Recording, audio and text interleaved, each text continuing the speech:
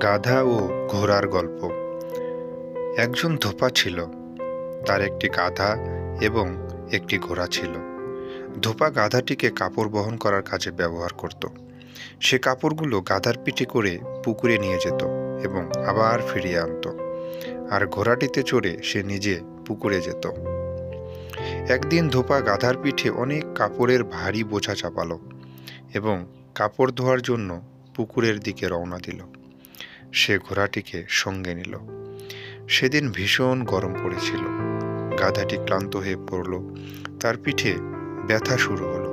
সে ঘোড়াকে বলল, দয়া করে আমার বোঝার অর্ধেকটা তোমার পিঠে নাও।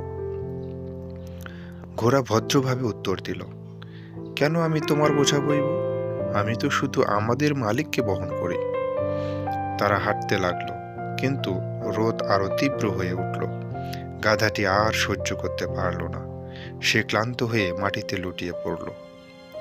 ধোপা তাড়াতাড়ি গাধার পিঠ থেকে বোঝা নামিয়ে নিল, তাকে কিছু পানি খেতে দিল। তারপর কাপড়ের পুরো বোঝাটা ঘোড়ার পিঠে চাপিয়ে দিল। বোঝাটা ছিল সত্যিই অনেক ভারী।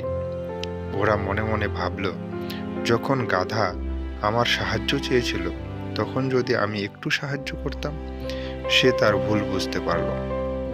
গল্পের নীতিশিক্ষা হল, সবসময় অন্যদের প্রতি সদয় হও এবং প্রয়োজনে সাহায্য করো। Thanks for watching my video. Please like, share and subscribe for more videos.